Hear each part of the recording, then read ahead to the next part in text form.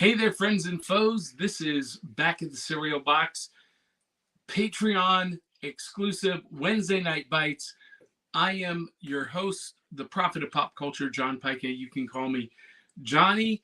And Wednesday nights are a different show. This is exclusively for you, our Patreon subscribers. And it's just you and me.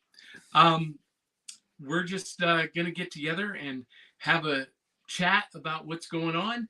I've got some reactions to the MCU show Echo on Disney Plus. I've got some new comics, some previews of what's coming up this Saturday, and it's just you and me. So if you are watching, feel free to post a comment in the comments, and we'll hang out for a little while.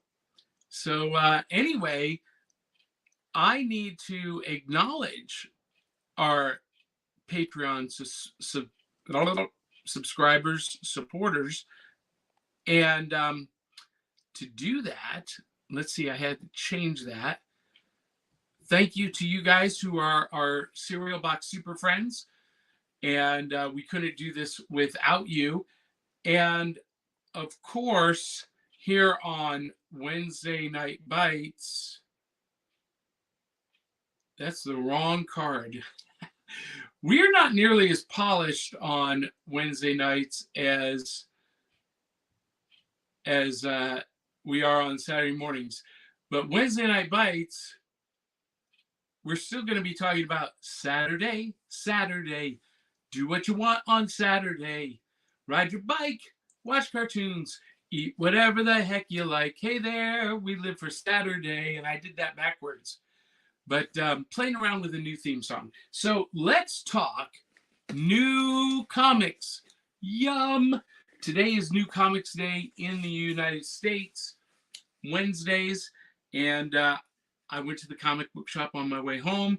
And lo and behold, normally my local comic book shop doesn't have what I'm looking for.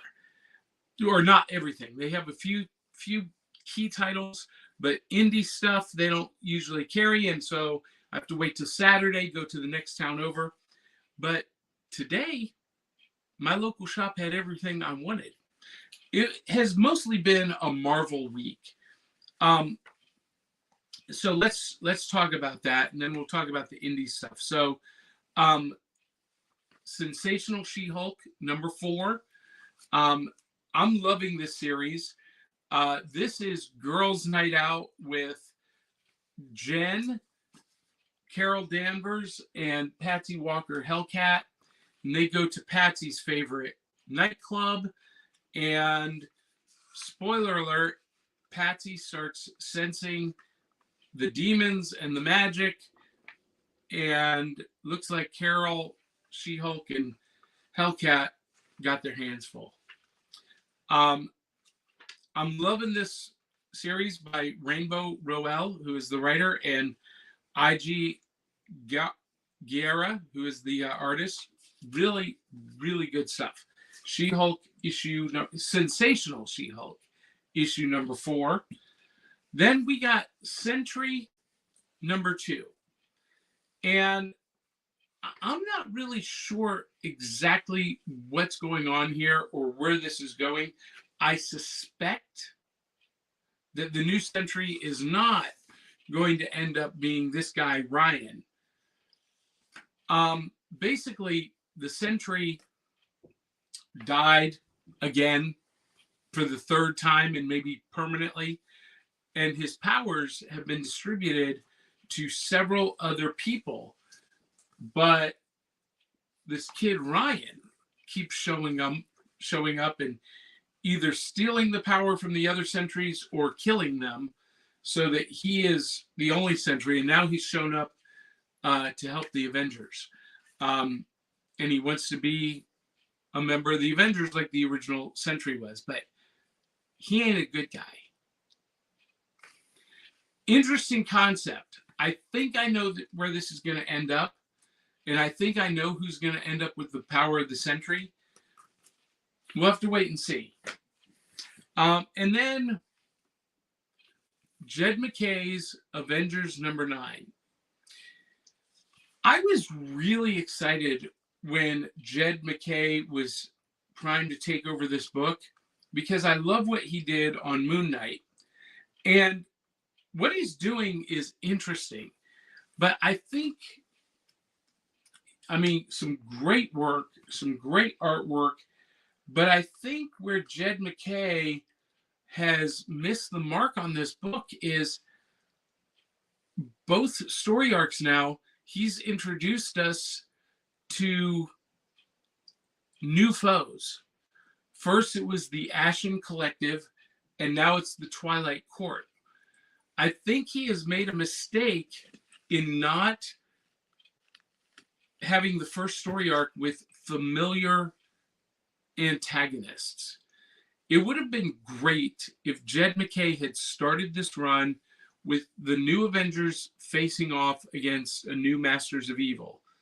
Or, Kang is a central part of this story arc, but it would have been great if Kang had been the primary villain of the first arc instead of that Ashen Collective thing. And, I'm still not real sure what's going on. I'm not saying that's a bad thing, but we got these characters from the Twilight Court who are basically King Arthur and the Knights of the Round Table, but from another realm, reality, planet. I don't know. And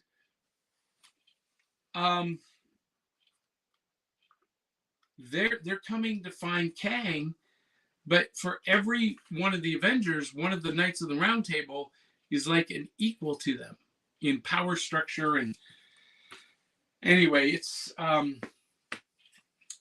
like Jed MacKay. I love his writing. I like the team that he's put together. I'm just not so sure he's gone the right direction off the bat.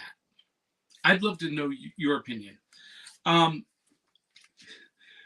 This has been a great series, Giant Robot Hellboy. Basically, it starts with Hellboy piloting, or his mind piloting, a giant, like an Iron Giant version of himself.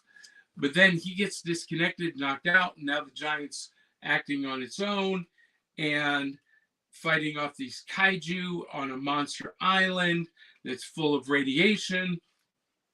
And this is the third issue and the last issue, the end.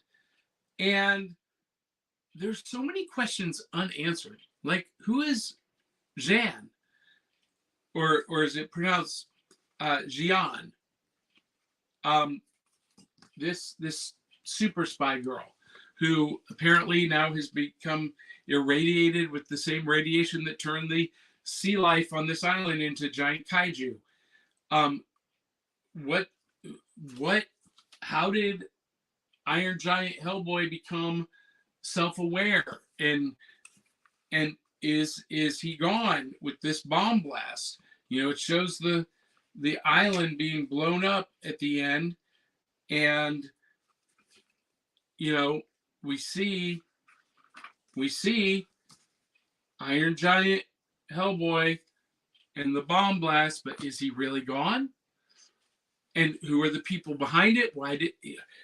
None of the questions were answered in this. And this is the last issue. I love the idea. I love the concept. I love the whole starting point. But nothing is answered. So frustrating. All right. So for the most part, this has been a decent week. Stories are good.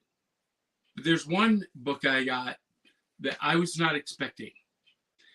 I only got this to prepare for this Saturday when we're going to be talking about G.I. Joe, A Real American Hero. And the new G.I. Joe comic series just started with Image, part of the Energon universe. And the Duke solo series launched. It's a mini series, basically Duke's origin story. And I'm hooked. This thing has got me hooked. Written by Josh Williamson, artist is Tom Riley, and he has a very Chris Samnee style, very very dynamic, bold style. And here we see Duke have an encounter with Starscream from the Transformers. This is part of the shared universe between G.I. Joe, the Transformers, and hopefully Mask, the Energon universe. And I gotta tell you, although I was a fan of the G.I. Joe cartoon when I was a kid, I have never really been a fan of the G.I. Joe comics. There was a brief run in the 80s with the Storm Shadow Snake Eyes origin story that was really good. But other than that, I've really never been a fan of G.I. Joe in comic book form. Cartoon form, television form, movie form, great. But for me, it never translated very well to comics until now. I am hooked on this series. Oh my gosh. I can't wait till the next issue. This is my pick of the week. Duke, #1 from Image and Image Comics. It's part of the Energon universe. Pick it up. Fall in love with G.I. Joe all over again. This was epic. Unbelievable. So speaking of G.I. Joe, so this Saturday is our Saturday morning episode about the G.I. Joe animated series, the daily weekday series. Last month, I did a Patreon exclusive review of G.I. Joe the movie, and that will be released here on YouTube and Facebook this week. It was a Patreon exclusive for the first month. Now we'll open it up to everybody else. But to prepare for this Saturday, I picked up Duke and went by Ollie's. Ollie's, get it for less. And I'm not really a collector of the G.I. Joe series or figures, but the classified series has been pretty cool. And there are a couple that I have picked up. I got Scarlet. I think I got Lady J. Yeah, I'm pretty sure I have Lady J. I'm looking for Spirit Iron Knife. There are a couple of others that have come out that are really cool that I will probably pick up. But this is Scarlet from the Snake Eyes G.I. Joe Origins movie as part of the G.I. Joe classified series. I love Scarlet. She's one of my favorite G.I. Joe characters. And so I couldn't resist because it was $4.99. This originally retailed for $25. But right now, Ollie's has them on clearance for $4.99. They've got the Baroness, Akiru. They might still have some Snake Eyes and Storm Shadow left. Mine did not. They were all gone. So I'll be talking more about this Saturday morning, along with I found this at Ollie's too, and I had to pick it up for $2. G.I. Joe mini cars. You got the Snowcat, the Vamp, and the Hiss tank. So directly from the animated series. I don't know if I'm going to open these or not. These are very cool, though. I'm very excited about those. And then we're going to be trying, or at least I am, going to be eating one of my all-time favorite cereals, Waffle Crisp from Post. I'm super excited to share this with you guys this Saturday morning. So before we leave, I wanted to share my thoughts about Echo on Disney Plus. I watched all 5 episodes. They dropped yesterday, so I've kind of sort of binged over the last 2 days. About 45-minute long episodes about Maya Lopez, the character of Echo from the Marvel Comics, former protege of Daredevil, former Avenger. Um, Maya Lopez in the MCU is a little bit different. They stay true to the spirit of her origin. She is actually the adopted daughter of Wilson Fisk, the Kingpin. He raises her as her uncle, and then when her father is killed, he takes her under his wing even more, and she becomes his protege, really a father figure. And during the Hawkeye TV show, she found out that Wilson Fisk is actually the one who ordered the hit on her father, and she turns against him at the end of Hawkeye, and we see her holding the trigger to him, holding the gun to him. We hear the report of the gunshot, and yes, she did shoot him, shot him in the head, took out his eye. Anyway, now she's on the run, and she's decided she's going to wage war against Wilson Fisk. I went into this series very cautiously. I did not expect this to be a grand slam. I was kind of dubious about why they would choose Echo to begin with, because even though in the comics she's been an Avenger, she's really a C-list character. In the comics, she's got photographic reflexes, hence her name, Echo. But she's deaf, she can't hear, she can only sign. In the MCU version, she's also lost her leg. So she has one leg that has been amputated, and she's got an artificial leg. I did not expect to enjoy this series, but I found it to be quite excellent. It was really exceptional. The fight choreography was beautiful. It was really good. The story was impactful and relatable. We found Maya Lopez to be a very likable character and a very relatable character in, the conflict that she has between being the villain and becoming a hero. They did diverge a little bit from the comics. She does not have photographic reflexes, although her father taught her to watch and observe and to learn by watching, kind of hinting at that from the comics. But she actually has a power that flows through her bloodline from the first Choctaw Nation. And the generations before her share their echo through her.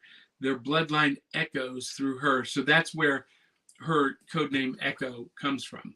And her powers are manifested in strength, speed, agility, strategy, cunning, and healing ability. And I did not expect to like this, and I really enjoyed it a lot. And it was really cool because it tied together a lot of pieces of the MCU that have been disparate. So this spins right out of Hawkeye, but it connects back to the Netflix Daredevil because it has a flashback to where Maya is fighting before the Hawkeye series. She's fighting the Netflix Daredevil. And it's been confirmed now that the Netflix Daredevil series is MCU canon. And so this story has a flashback to that era of that series. So Daredevil, before he put back on the yellow and red in She-Hulk, and before Maya fought Ronan, Hawkeye, has cameos from Jeremy Renner. Of course, Vincent D'Onofrio is back as the Kingpin. Charlie Cox is here as Daredevil. But Daredevil is just a small cameo. Hawkeye, Ronan, just a small cameo, just to set the context of the story. I had two minor quibbles about this show. One, the lighting was so dark in some places that you couldn't see what was happening at all. I don't understand why directors have to go for this dark color palette. I can't understand why they can't do what they did with lighting on Lovecraft Country. If you saw Lovecraft Country, you know that even though it was pitch black, they lit it in such a way that you could see everything, and it did not detract from the mood or the feeling of the darkness. You could just see it. And it was beautiful. It was gorgeous. Great technique. I don't know how they did it, but I wish other studios would follow suit. And then the other minor quibble is that the director was overly obsessed with motorcycle shots. But other than that, this show was fantastic. I loved it. It kept true to the spirit of the character of Echo, of Maya Lopez, but it created its own MCU mythos. And I love it when it does that. You know, I'm not one of those purists that thinks that movie and TV canon should be the same as the comic book canon. I understand that they're two completely different things, but when a TV show or a movie can remain true to the spirit of the source material, that makes me happy. And that's what Echo did. They did release all 5 episodes this week. And there's probably a couple of reasons for that. You know, Disney and Disney Plus has traditionally done, you know, 1 episode a week. But, you know, there's been a lot of dissatisfaction with the MCU among toxic fandom. And Deadpool 3 is coming out this summer, and they're hoping that it will be $1 billion film and put the MCU back on top. And I think they wanted to have a time separation between Echo and Deadpool, just in case there was any fan backlash. And, you know, we should talk about this a little bit, because a lot of people are citing, you know, superhero or comic book movie fatigue, and I maintain that that does not exist. And here's why. Last year in 2023, out of the 500 movies that came out, only 6 were comic book superhero movies. Shazam! Fury of the Gods, Blue Beetle, Aquaman 2, Ant-Man and the Wasp: Quantumania, Guardians of the Galaxy 3, and The Marvels. I'm not including the animated shows, Mutant Ninja Turtles and Spider-Man Across the Spider-Verse. I'm talking about live action. And so there's only 6 movies out of hundreds this last year. So saying that there's such a thing as superhero fatigue is equatable to saying that there's horror movie fatigue or romantic comedy fatigue or, you know, spy action adventure fatigue. It's just a fallacy. There's no such thing as superhero movie fatigue. But let's say that, for the sake of argument, it exists. So Disney Plus is trying to create a buffer between that quote unquote fatigue, with Echo being released at the first of the year and Deadpool coming out in a few months. So they want to put some space between them, you know, to buffer that fatigue, and also to, you know, buffer the negative toxic fanboy reviews of Echo, because it is a female lead, strong female lead who can fight, and she's got superpowers, and, you know, she's taking on a bunch of men and beating them like a drum. And you know that there are a lot of fragile white fanboys in their mom's basement that are going to take issue with that. And so they're gonna review bomb it. They're gonna pan it. They're gonna just trash it and nitpick it to death on their YouTube channels. And so Marvel wants to put some space between that and Deadpool 3. Okay. And is Deadpool 3 going to be a $1 billion film? No. The last two films both did about $700 million. The only way Deadpool 3 will be a $1 billion movie is if the rumors are true that Taylor Swift is playing the Dazzler. If Taylor Swift is in Deadpool 3, the Swifties will tip it over $1 billion. But if she's not, ain't gonna happen. Anyway, Echo was great. It was a lot of fun, very enjoyable, surprised me, and I recommend it. Check it out. One last thing. I also picked these up today on sale. Ming the Merciless from the Defenders of the Earth series and the Legendary Superheroes, original superheroes series from NECA. These were the only two out of this wave that I was missing. They're normally retail for $34. I got them each for $14.99. Super excited about that. We'll probably show these off again this Saturday as part of New Loot. Maybe, maybe not. But if I don't, you got to see them. I'm a huge Flash Gordon fan, huge Defenders of the Earth fan.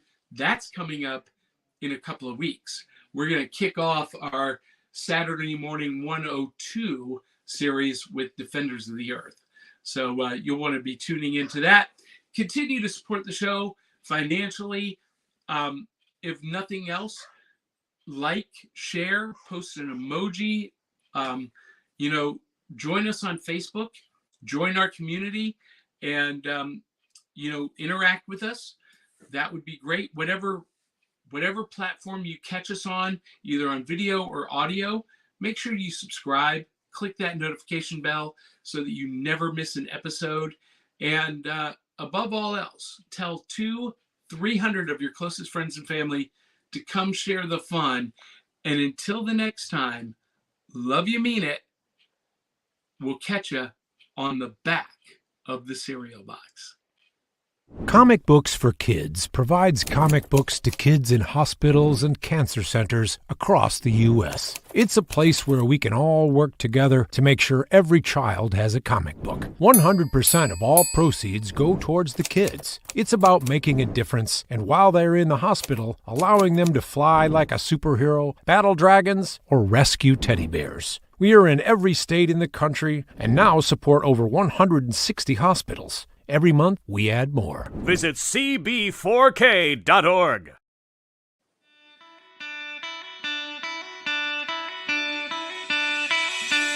It's like Coca-Cola, Levi Strauss,